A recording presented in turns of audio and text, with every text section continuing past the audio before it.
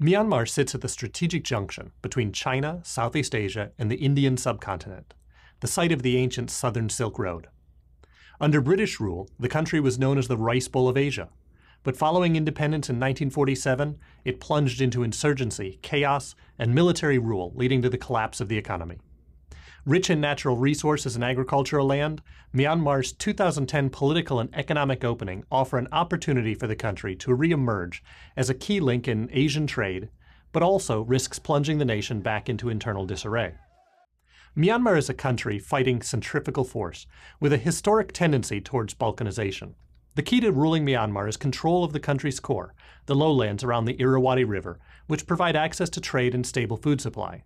But rugged highlands surround the lowlands on three sides and are home to numerous ethnic separatist groups.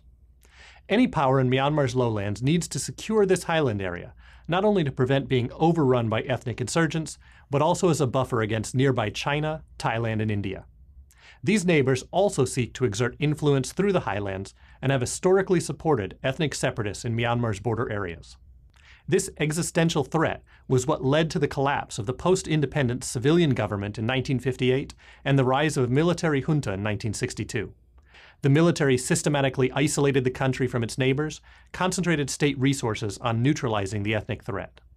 This secured the core at the expense of the national economy and international ties. Myanmar effectively became a pariah state. Western sanctions in the 1990s left the Chinese as one of the only games in town, and Beijing was not shy in acting on that. Myanmar had historically been a critical link between China and the Indian Ocean basin, and China invested in pipelines from the Bay of Bengal through Myanmar and into Yunnan province. This not only taps into Myanmar's energy resources, but allows China to bypass the Strait of Malacca for some of its imports and exports, helping Beijing's trade route diversification.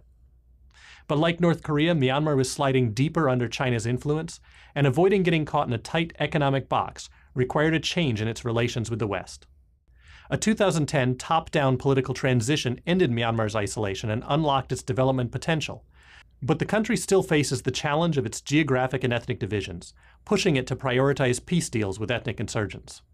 The government still faces mounting internal challenges, particularly the unraveling of political competitions ahead of the 2015 presidential election. For Beijing, Myanmar's opening presents a potential strategic threat.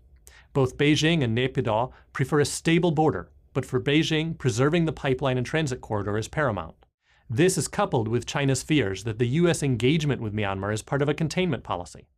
In order to balance against this, China has pursued a dual-track policy of maintaining relationship with the central government in Myanmar and supporting ethnic militants along the border.